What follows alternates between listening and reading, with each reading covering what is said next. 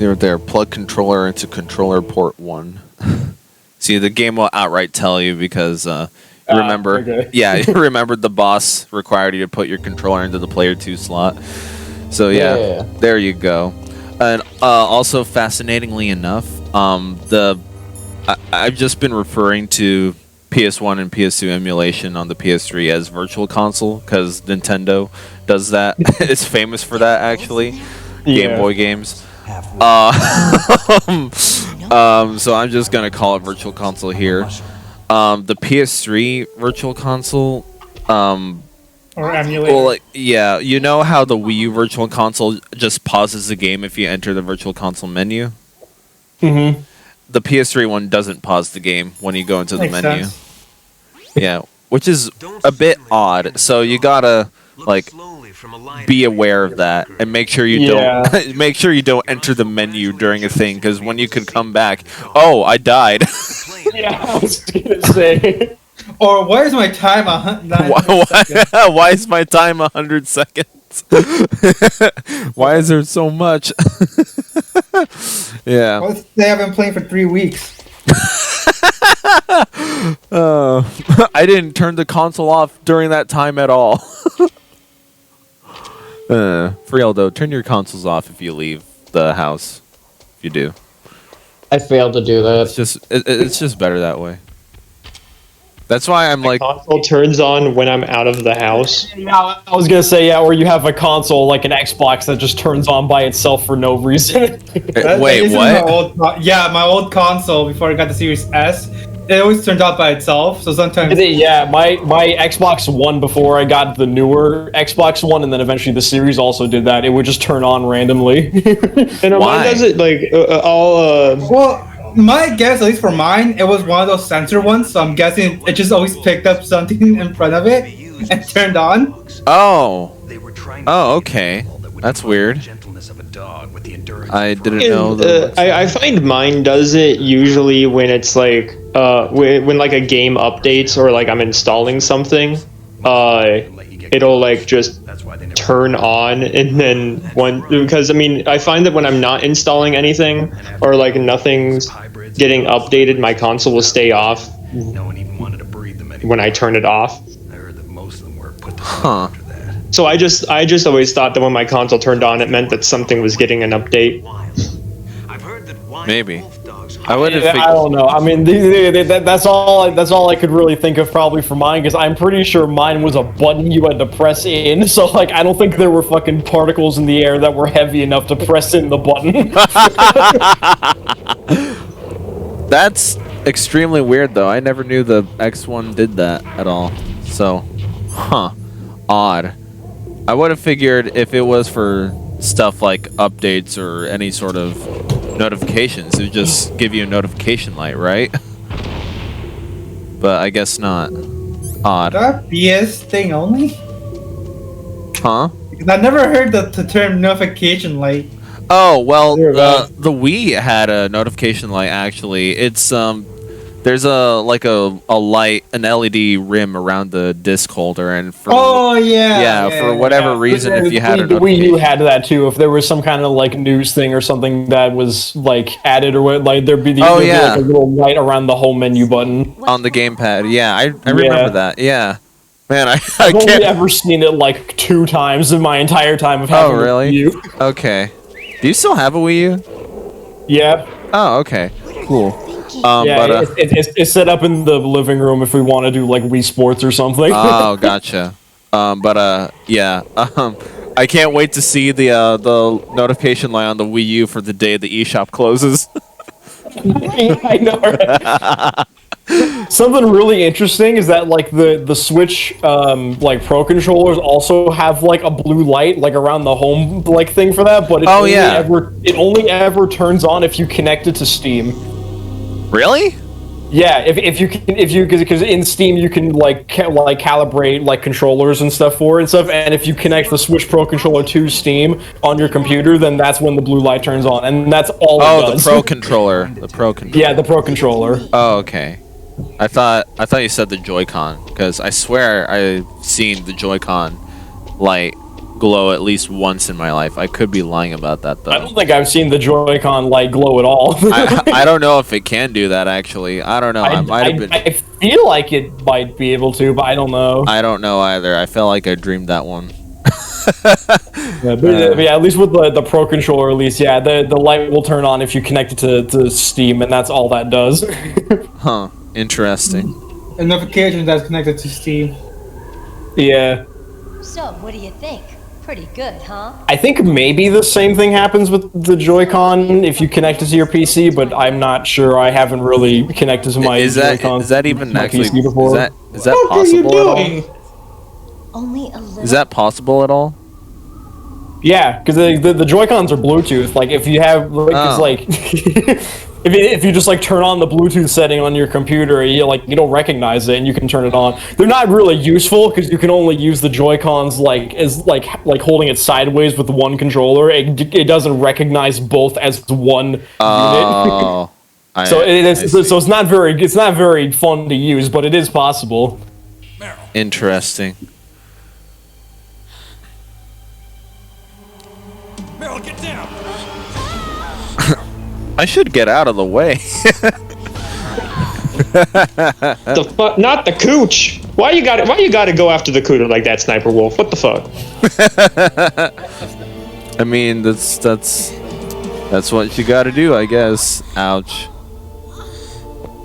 I mean, that's one way to get penetrated, but goddamn. Snake, Oh. leave me and run. Meryl, I guess. Welcome to part 9 of the Metal Gear Solid playthrough, by the way. worry, Meryl. Let me take it. Have we not said that the entire time? No, Nope. I kind of forgot. Where in the last part, I wasn't even here. Fate to Well, you joined in at the very last second. Yeah, you last joined in match. for like a minute. A minute, yeah. my gun. I can't reach it by myself. Don't move. I promised. I wouldn't slow you down. I can still help. I want to help you. Quiet down. Save your strength. I was a fool. I don't know how serious I can take this scene with their character models. I was hoping someone would say something about that, yeah. Because even when she was getting shot, the PS1 models, Don't give up. yeah. Dying PS1 models are something else. Although, if this were made... Back around. if this were made in like the height of the 360 era, it would be ragdoll physics. Yeah. It would've been ragdoll, but think about the jiggle physics. Oh yes, the jiggle physics. God, that is one of my favorite things, though. Like the ragdoll physics in Gears of War, because whenever you just like melee kill an enemy, their bodies just go freaking rags. They like, Ragdoll physics in any game are fucking great. oh, they're hilarious. they are hilarious, right? Especially when they go over an edge and just fall. Yeah. When they just go flying. No, friggin' that was like one of the funniest things from the Batman Arkham games, at least the early ones, if I'm not, I know. Because as soon as you knock the last guy out in a Moog Rush, freaking the body was just go flying, or like, That's something that stays throughout the entire oh series. hell yeah. It's not as it's not as like, I'm gonna say. I guess you could say, big or like as buggy in like the later games than it is in like Arkham Asylum and Arkham City, but Arkham Knight, even being the most recent game in the series, does still have those occasional moments. With Arkham Knight, it mainly only happens when you're in like a tight room, and yeah, then that knock makes out the sense. last guy. Like if you're in the openness of Gotham City, then it usually won't happen that often. But if you're in like a really tight like corridor or something and you knock out the last guy, there's a chance that he'll just fuse with the wall. Oh, I love that. But yeah, no, in Arkham Asylum, there's a lot of that because there's a lot of. I mean, It was the first I mean, game, yeah. Yeah, I mean, similar to like the first game in Metal Gear, you're in one location, you just explore different sections of it. Right. Oh yeah, speaking of exploring, here's our first case of backtracking. Yay. To take down Yay. Sniper Wolf, yeah, I cut out all the in-between rooms, so thankfully you won't have to witness all of the backtracking. But you have this I whole had a fucking blur. scene where she's dying on the ground, and the snake's like, save your strength, and then you're just like, alright, see ya. yeah, we have to go back through the entire facility to find the sniper rifle. Yay! I don't like this. Now, Okay, that's okay. is there a way to get the sniper rifle before this section of the game? No, because the sniper rifle is locked behind a level 5 card key, and you only get the level 5 card key after defeating Psycho Mantis. Gotcha. Yep. So, yeah, I don't like the backtracking in this game. And this is like the only like serious case of it, if I'm remembering correctly, because they don't really ask you to go back. Actually, I take it back. There is one other sequence in the game that is very backtrack heavy thing, but there's only like 2 sequences where it's rather annoying and doesn't do well for the pacing of the game. Especially in the context of this one, Meryl's dying on the ground. Great. I need to go get a sniper rifle. I'll see you later. BRB. At least, what I'm gonna do right now, I only discovered this recently. If you hop in the truck and put on the correct cardboard box, it'll fast travel you. So right now, I'm wearing the building 1 cardboard box, and it's gonna send me there. Oh, wow. That's really nice detail. I didn't know about this for the longest time, but you do this quite frequently in the MSX games, actually. So I never thought that they would carry over into this game. But then I tried it. That's kind of cool. Yeah, it's neat like that. But still, it doesn't negate the fact that we're still backtracking. Yeah. Yeah. Doesn't make it good. Yeah, no. The fast travel is neat, but yeah. It's whatever. And especially because the sniper, I'm glad the guard didn't see me inside the elevator. Is that Snake? No, it couldn't be. He's using the elevator. Like in the elevator, you just see him just mashing the fucking elevator buttons to try to get down faster. Oh, man. It's that, or it's just the guy in his mind is just, I don't get paid enough to care. Right. Yeah, there's a sniper rifle. Cigarettes. There you go.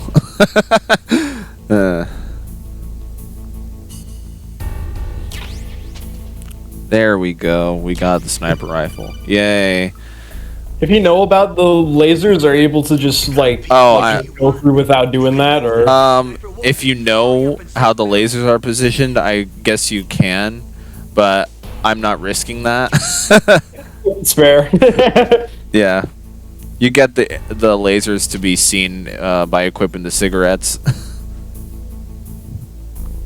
Like I don't even know how I'm not getting detected. My legs are pretty long. Gotta love that hit detection then. Oh yes. Even the lasers don't get paid enough to care. Right, yeah. It's kind of awkward navigating those with the D-pad, because remember, this is a PlayStation 1 game, so you have to use the D-pad. Yeah. A lot of PlayStation 1 games are kind of awkward in that sense, because they want to be like fully 3D, but are still relegated to only having the D-pad. But some, it works out better than the stick, because Crash Bandicoot, given how that game's structured, it's just a point A to point B hallway platformer. So using the D-pad in those games is relatively comfortable. And stuff like Spyro, though, where it's like a very open world, but like open-ended level design, the D-pad's not very fun to use.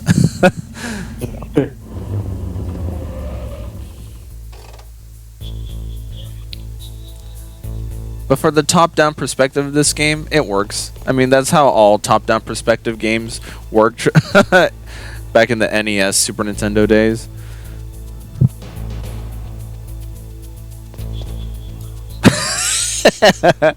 Cardboard box time. Pretty great. Yeah. The subject of like PS1 style games. I have been debating for a long time to actually get the Resident Evil 1 remaster. Should I get it? Oh, the remake? Well, it's a fully Yeah.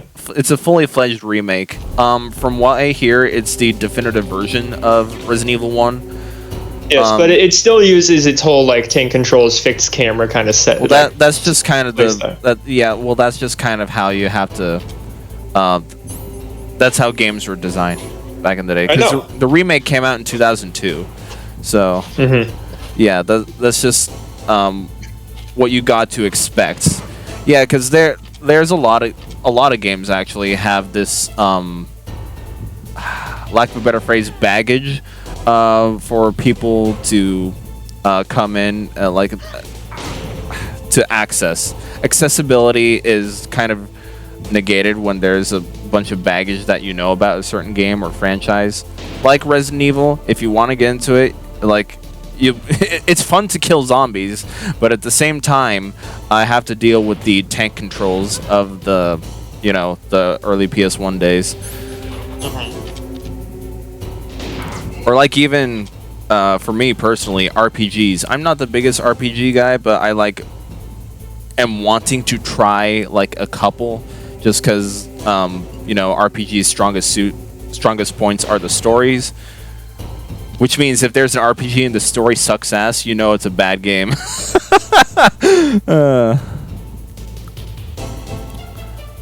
That's kind of right like that for me. Yeah. Because I don't know if I want to get into Xenoblade or not. Because with RPGs, it's also a matter of like finding which type of RPG you like the most. Like whether you like turn-based ones, open-ended fighting ones. Yeah, action RPG. Tactical RPGs. Yeah, there's a whole bunch of like subgenres of RPGs as well. And even with the turn-based stuff, there's a difference between how Final Fantasy does it and how Pokemon does it. Because Final Fantasy, that's just, that's basic turn-based stuff. But with Pokemon, you actually have to go collect the monsters that you use for battle. Yeah. And there's a lot of variety, especially... Whoa, what are we on? Gen 9 now? Yeah, there's a lot of variety. Yeah. Yeah.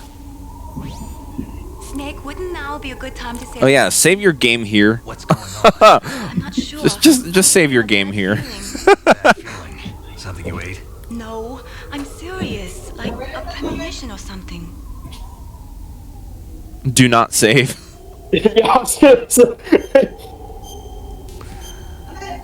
No, there. If you don't save as often as I did during this playthrough, Mailing will just outright contact you and say, I have fuck. I have this uncomfortable feeling in my gut. I think you should save here, and so might as well take her word for it, right? It's hard to miss. And the Undertale type of shit. Slowly.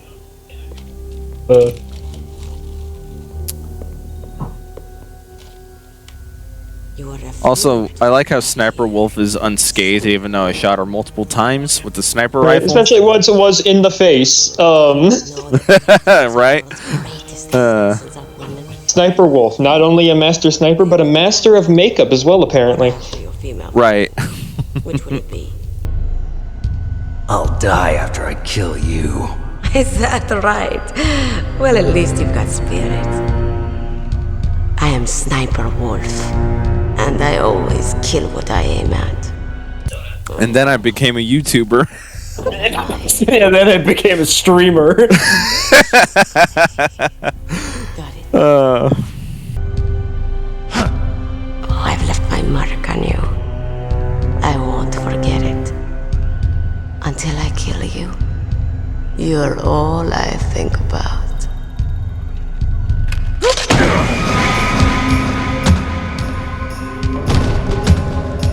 Take him away.